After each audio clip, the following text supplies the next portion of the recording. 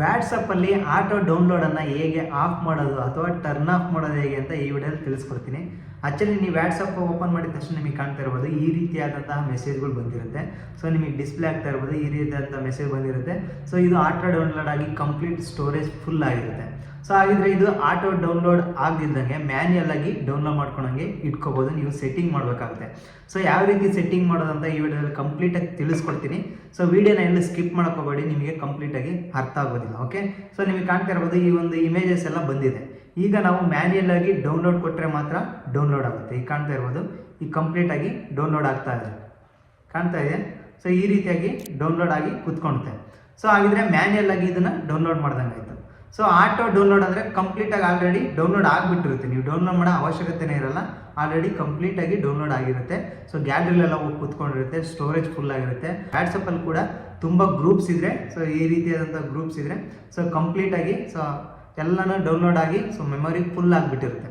So ಅದಕ್ಕೆ ಒಳ್ಳೆ suggestion ಅಥವಾ ಸೊಲ್ಯೂಷನ್ ಏನಾದರೂ ಇದ್ದರೆ ಆಟೋ ಡೌನ್ಲೋಡನ್ನು ಟರ್ನ್ ಆಫ್ ಮಾಡೋದು. ಸೊ ಹಾಗಿದ್ರೆ ಅದನ್ನು ಹೇಗೆ ಆಫ್ ಮಾಡೋದು ಅಂದರೆ ನಿಮಗೆ ಕಾಣ್ತಿರೋದು ನಿಮ್ಮ ಒಂದು ವ್ಯಾಟ್ಸಪ್ ಮೇಲೆ ಕ್ಲಿಕ್ ಮಾಡಿ. ಸೊ ನಿಮ್ಮ ಮೊಬೈಲಲ್ಲಿ ನಿಮ್ಮ ಒಂದು ವ್ಯಾಟ್ಸಪ್ ಮೇಲೆ ಕ್ಲಿಕ್ ಮಾಡಿದ ತಕ್ಷಣ ಈ ರೀತಿಯಾಗಿ ಓಪನ್ ಆಗಿರುತ್ತೆ.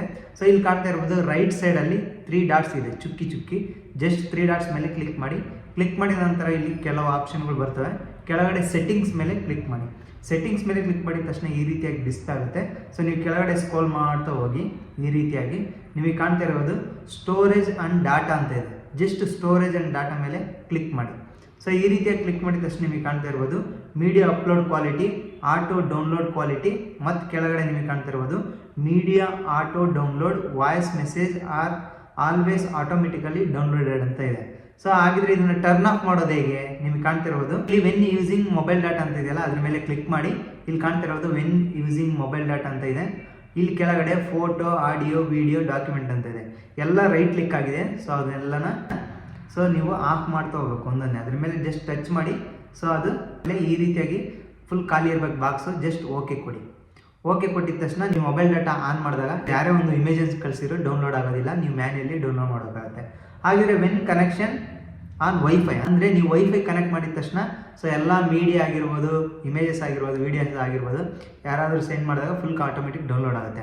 ಅದನ್ನು ಕೂಡ ಟರ್ನ್ ಆಫ್ ಮಾಡ್ಕೊಳ್ಳಿ. ಈಗ ನಿಮಗೆ ಕಾಣ್ತಿರೋದು ಟರ್ನ್ ಆಫ್ ಮಾಡೋದು ಹೇಗೆ ಅಂದರೆ ಆ್ಯಸ್ ಯೂಶುವಲ್ ಸೊ ಮುಂಚೆ ತೋರಿಸಿದ್ನಲ್ಲ ಸೊ ಎಲ್ಲನೂ ಮಾರ್ಕ್ ಇರೋದನ್ನ ಅನ್ಮಾರ್ಕ್ ಮಾಡಿ, ರೈಟ್ ಮಾರ್ಕ್ ಇರೋದನ್ನ ಸೊ ನೀವು ಓಕೆ ಮೇಲೆ ಕ್ಲಿಕ್ ಮಾಡಿ. ಈಗ ನೋ ಮೀಡಿಯಾ ಅಂತ ತೋರಿಸ್ತಾ ಇದೆ.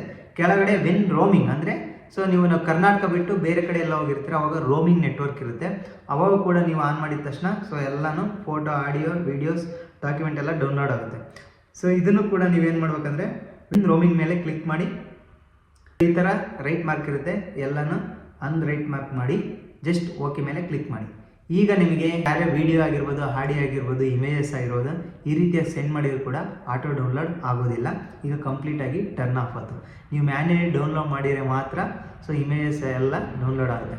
ಸೊ ಹಾಗೆ ಈ ವಿಡಿಯೋನ ನಿಮ್ಮ ಫ್ರೆಂಡ್ಸ್ಗೆಲ್ಲ ಶೇರ್ ಮಾಡಿ, ಅವರು ಕೂಡ ಮೊಬೈಲ್ ಸ್ಟೋರೇಜನ್ನು ಫುಲ್ ಮಾಡಿಕೊಂಡು ಸೊ ಮ್ಯಾನ್ಯಲಿ ಡೌನ್ಲೋಡ್ ಮಾಡ್ಕೊಂಡಿಲ್ದಂಗೆ ಆಟೋ ಡೌನ್ಲೋಡ್ ಇಟ್ಕೊಂಡಿರ್ತಾರೆ, ಅವರು ಕೂಡ ಟರ್ನ್ ಆಫ್ ಮಾಡ್ಕೊಳ್ಳಿ.